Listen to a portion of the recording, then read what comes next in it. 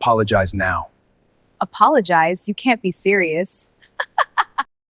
The crystal chandelier above table 88 didn't just illuminate the room, it fractured the light into 1,000 jagged shards, echoing the sudden violent tension in the air.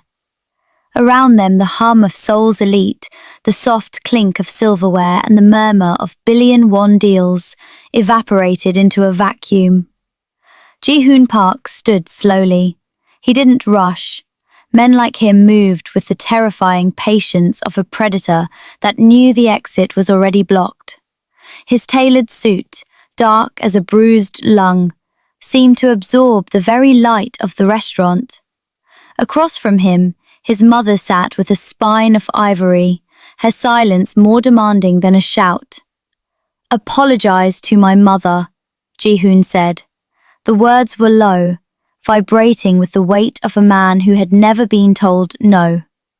To his left, the restaurant manager began to sweat, his eyes darting towards the security team already flanking the mahogany doors. Everyone knew the rules of the Park family. You don't look them in the eye, and you certainly don't question their shadow. Sandra Okoye didn't flinch.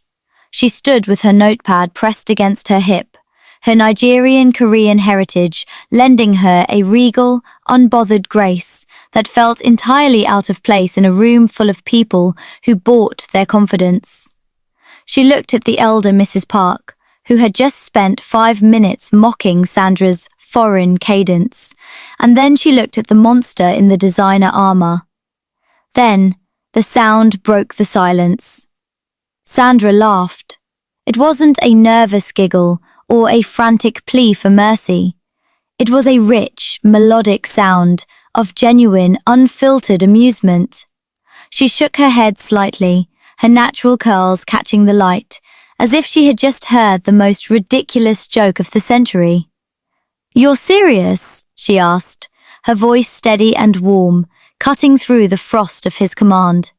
"You want me to apologize because your mother thinks her bank account gives her the right to be rude to the staff?" The manager gasped. A glass shattered in the kitchen. Ji-hoon's dark eyes narrowed, his pupils dilating until his gaze was a black void. He stepped closer, entering her personal space until the scent of his expensive cologne, sandalwood and cold iron, wrapped around her. "Do you have any idea who I am?" he whispered, his voice a lethal caress. Sandra tilted her head, matching his stare with a spark of defiant humor. "I know exactly who you are. You're the man who thinks respect is a transaction. But in my world, Mr. Park, respect is earned. It isn't ordered like a side of kimchi." She tucked her pen behind her ear and turned away, leaving the most feared man in Seoul standing in the wake of her laughter. She hadn't just broken the rules, she had rewritten the game. For 3 nights, the atmosphere in the Grand Hyatt's dining room felt like a drawn bowstring. Ji-hoon Park didn't enter with a flourish. He simply appeared, a shadow that materialized at the corner table, table 4, the one with the clearest line of sight to the kitchen doors. He didn't bring his usual entourage of black-suited enforcers. He brought only himself, his silence, and a gaze that could peel paint off the walls. Sandra felt the weight of his stare the moment she punched in for her shift. It was a physical pressure against her shoulder blades, cold and relentless. Most people in Seoul would have quit, changed their phone numbers, and fled to the countryside at the mere hint of his obsession. Sandra simply straightened her apron and grabbed a carafe of iced water. When she reached his table, she didn't bow. She didn't tremble. She didn't even acknowledge the lethal aura he was radiating like a furnace. "Still here, Mr. Park?" she asked, her tone as bright and professional as if she were speaking to a harmless tourist. "The sea bass is the special tonight. Or are you just here for the free bread again?" Ji-hoon's fingers, long and scarred across the knuckles, stilled against the white linen tablecloth.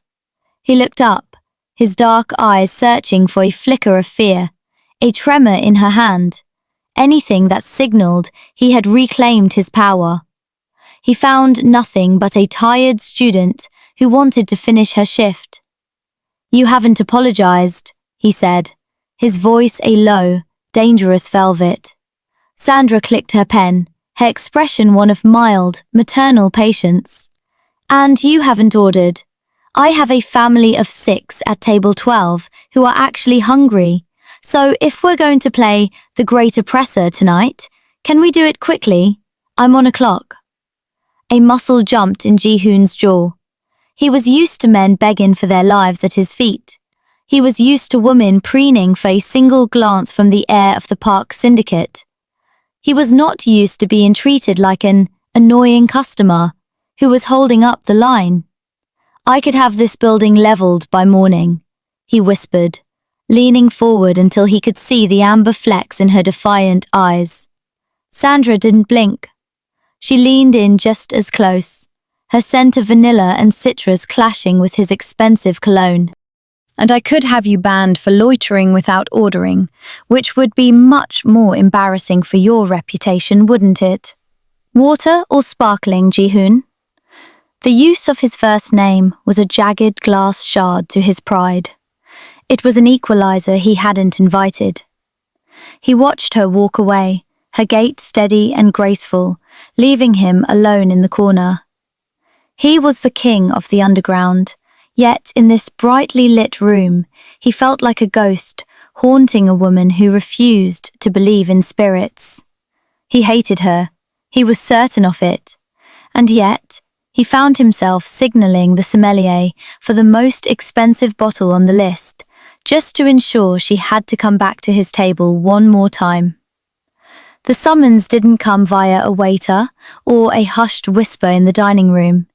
It came in the form of a heavy, cream-colored envelope delivered to Sandra's cramped apartment by a man whose suit cost more than her tuition. Inside, the calligraphy was sharp and elegant, a request for tea at the park estate.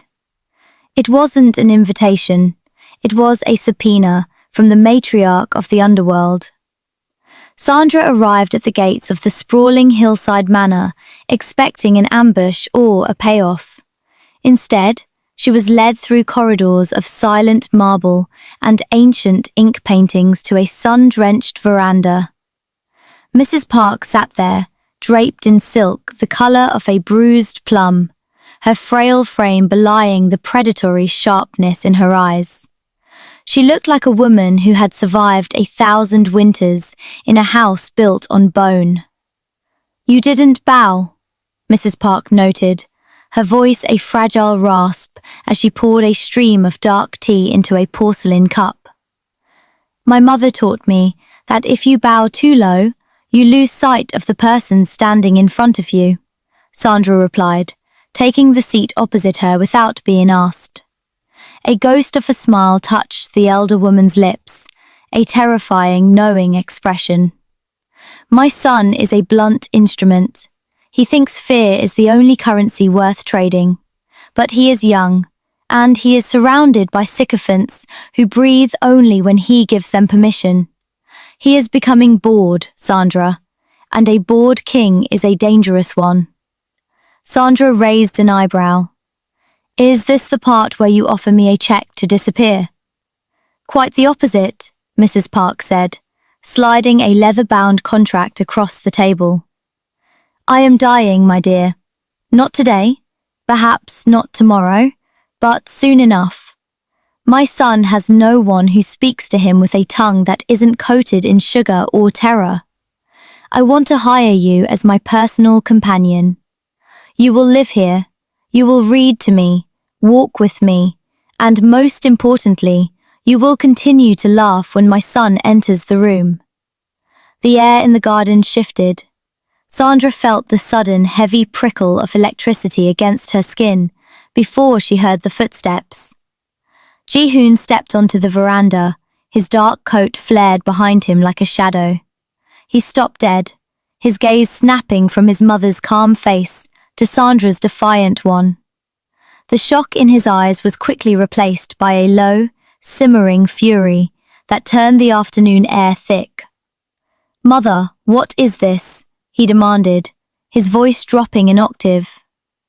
"Sandra is joining our household, Ji-hoon," his mother replied smoothly, sipping her tea.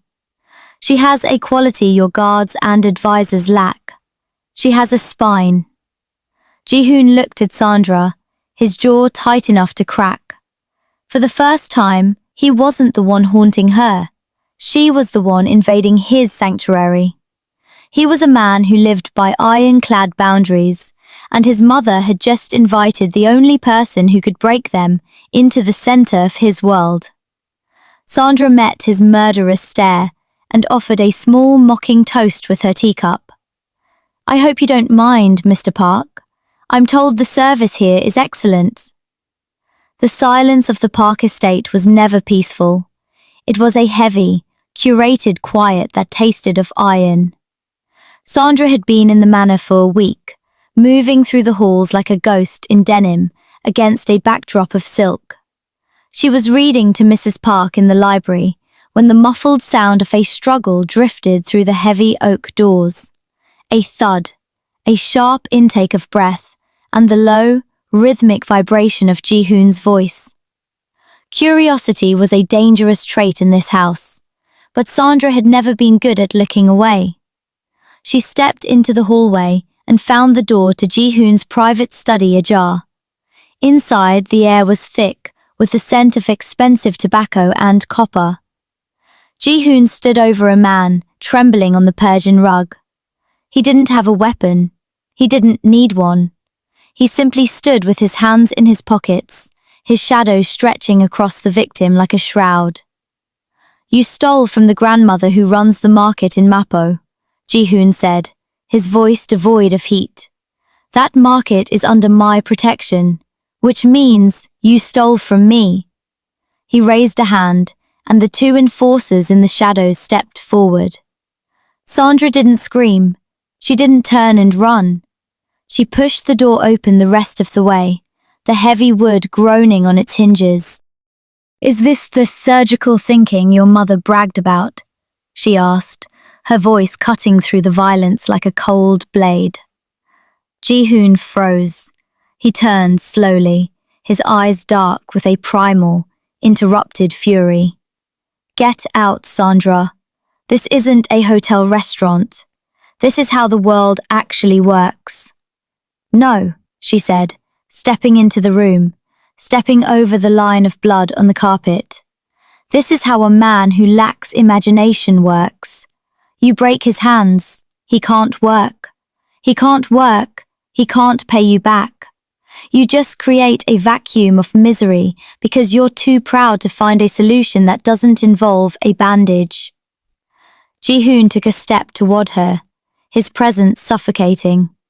"He broke the law, my law. Without consequences, there is no order, there is only chaos. There is a difference between consequences and cruelty," Sandra countered, her chin tilting upward. She looked at the thief, then back at the King of Seoul. "You call yourself a protector, but you're just a debt collector with a better tailor. If you're so powerful, why are you so afraid of mercy?" The enforcers looked at each other, stunned. No one questioned the boss. No one dared to suggest he was afraid. Ji-hoon's jaw tightened, the tiger tattoo on his neck appearing to ripple as his pulse spiked. He wanted to roar. He wanted to cast her out. But as he looked into her intelligent, unforgiving eyes, he felt the first hairline fracture in his own resolve. For the first time, the blood on his hands felt cold instead of necessary. "Take him to the basement," Ji-hoon ordered his men, his gaze never leaving Sandra's. "But don't touch him, not yet." He waited until they were alone, the silence returning, but this time it was charged with something new. "You think you're so righteous," he whispered, hovering inches from her face. "But you're still eating at my table." "I'm eating at your mother's table," she corrected softly. "And I'm still waiting for you to earn my respect, Ji-hoon. So far, you're failing." The Grand Hyatt's ballroom was a sea of shimmering silk and whispered conspiracies, a place where Seoul's elite gathered to trade favors like currency. Ji-hoon moved through the crowd like a dark tide.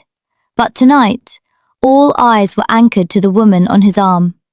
Sandra wore a gown of deep emerald that complemented the warmth of her skin, her natural curls styled into an elegant crown. She didn't look like a guest. She looked like the host of a party no one else was invited to. "Keep your head up," Ji-hoon murmured, his hand a heavy, possessive weight at the small of her back. "In this room, weakness is scented like blood. If you falter, they'll tear you apart." "I'm not the one who needs to worry about smelling like blood, Ji-hoon," Sandra replied, her voice smooth and pitched only for him. She accepted a glass of champagne from a passing waiter, with a grace that made the surrounding debutantes look like nervous children. While they spent their lives learning how to bow, Sandra had spent hers learning how to stand. As they moved towards the VIP dais, the air shifted. The polite murmurs of the chaebol airs died down, replaced by a cold, calculating scrutiny. Ji-hoon didn't just introduce her, he presented her. He watched with a grim, hidden pride as she parried the backhanded compliments of society matrons with a wit so sharp they didn't realize they'd been cut until she'd already walked away. She wasn't playing their game. She was ignoring the board entirely. But across the room, near the shadows of the velvet curtains, a different kind of audience was watching. Kang Min-jae, the head of a rival faction that had been chipping away at the park borders for months, leaned against a marble pillar. He didn't care about Sandra's wit or her dress. He cared about the way Ji-hoon's eyes never strayed more than a few inches from her. He saw the way Ji-hoon's hand tightened on his glass when a young heir lingered too long near her side. "The untouchable tiger has finally grown a heart," Min-jae whispered to his associate, a slow, predatory grin spreading across his face. "And hearts are so much easier to pierce than armor." Ji-hoon felt the gaze. He turned, his dark eyes locking onto Min-jae's with the lethal promise of a graveyard. He stepped closer to Sandra, his body shielding her from the room's hidden teeth. He had meant to use this night to prove she was just a guest, a whim of his mother's that he was merely entertaining.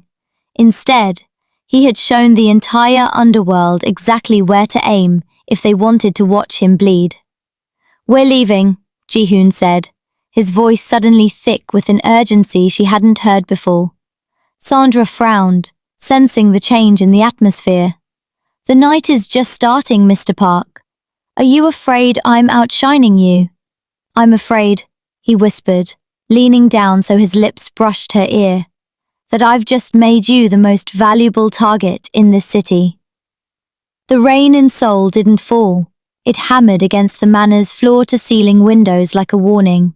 Inside, the air was thick with the scent of jasmine tea and the faint, metallic tang of the storm. Sandra was settling Mrs. Park into her recliner when the first pane of glass shattered, a discordant scream of crystal that tore through the quiet. The lights flickered once, then died, plunging the room into a bruised, violet twilight. "Stay down!" Ji-hoon's voice thundered from the hallway, followed immediately by the rhythmic, terrifying pop-pop of suppressed gunfire. Sandra didn't scream. Her heart hammered against her ribs, a frantic bird in a cage, but her hands remained steady. She didn't dive for cover. She lunged for Mrs. Park, dragging the frail woman from her chair and shielding her body with her own behind a heavy mahogany desk. The door burst open. Two shadows silhouetted against the hall light stepped in, their barrels sweeping the room. Sandra's eyes adjusted to the dark with the precision of a hawk.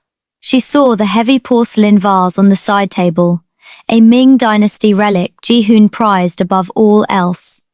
Without a second of hesitation, she gripped the neck of the vase and swung. The porcelain shattered against the first man's temple in a spray of white dust and red silk. As the second man pivoted, Sandra didn't retreat. She shoved the heavy desk with a burst of adrenaline-fueled strength, pinning his legs and sending his aim wild into the ceiling. Then, the shadow arrived. Ji-hoon blared into the room, a whirlwind of controlled violence. In 3 seconds, the second intruder was neutralized, his neck caught in the lethal vice of Ji-hoon's arm. The silence that followed was deafening, broken only by the ragged breathing of 3 survivors and the rain weeping against the broken glass. Ji-hoon turned, his face a mask of cold fury, expecting to find a weeping girl. Instead, he found Sandra standing over the unconscious assassin, her emerald dress torn at the shoulder, her knuckles bleeding from the impact of the porcelain. She was trembling, yes, but her eyes were fierce, scanning the room for the next threat. She wasn't looking for a savior, she was looking for a weapon. He stepped towards her, his hands, stained with the soot of the skirmish, reaching out to check her for wounds. His touch was uncharacteristically light, his fingers ghosting over her jaw. "You're bleeding," he whispered, his voice cracking for the first time in his life. "It's not mine," Sandra replied, her voice steadying as she looked up at him. "Is your mother safe?" Ji-hoon froze.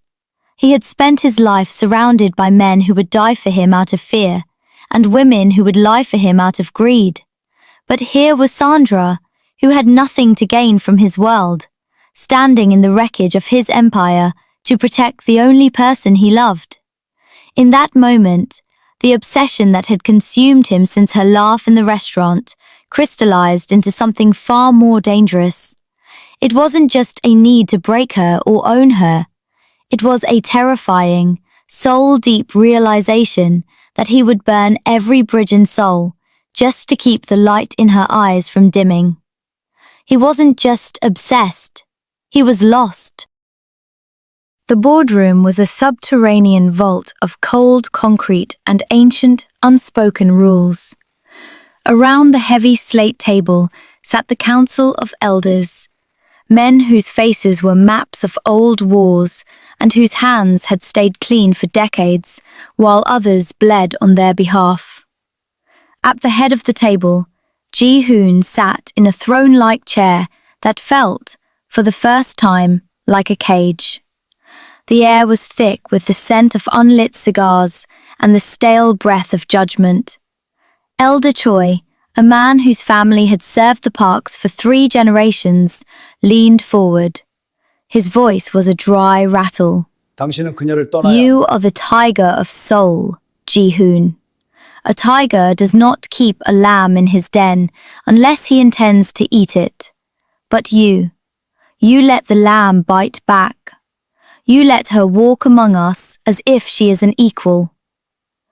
Ji-hoon's expression was a mask of carved granite. "She saved my mother's life. She showed more courage than half the men you've put on my payroll." 핵심 사항에 대해 "Courage is a liability when it creates a target," Choi countered, slamming a stack of surveillance photos onto the table. They were grainy images of the gala, of the manor attack, and most damningly, of the way Ji-hoon looked at Sandra when he thought no one was watching. "Your rivals see a crack in the armor. They see a man who hesitates because he is thinking of a girl instead of a kingdom. The syndicate cannot survive a king with a soft heart." The other elders nodded in a slow, rhythmic chorus of condemnation. The verdict had been reached before Ji-hoon had even entered the room. "You have 48 hours, Choi declared, his eyes devoid of mercy. "Either she is removed from this city, permanently, or you relinquish the chair. You cannot be both a lover and a legend. Choose the legacy of your father, or choose the waitress. But remember, once you step down, neither of you will survive the night. The only thing protecting her from our enemies is your crown." Ji-hoon stood, the legs of his chair screeching against the floor like a dying animal. He didn't speak. He didn't offer a defense. He walked out of the vault, his pulse a frantic drumbeat in his ears. Back at the manor, he found Sandra in the kitchen, making a pot of tea for his mother. She looked so normal, so vibrantly alive against the backdrop of his monochromatic world. She looked up and smiled, a small, tentative thing that shattered his remaining resolve. He had 48 hours to decide which way he would kill her, by his own hand to save his power, or by his enemy's hands because he was too weak to let her go. He realized then that the board was wrong. He wasn't choosing between a chair and a girl. He was choosing between his soul and his skin. The betrayal didn't taste like poison. It tasted like the familiar, bitter smoke of a cigarette shared in the rain. Tae-oh, Ji-hoon's right-hand man and the only brother he had ever known through the blood-soaked rise to power, stood in the shadows of the manor's garage, his phone glowing like a dying coal.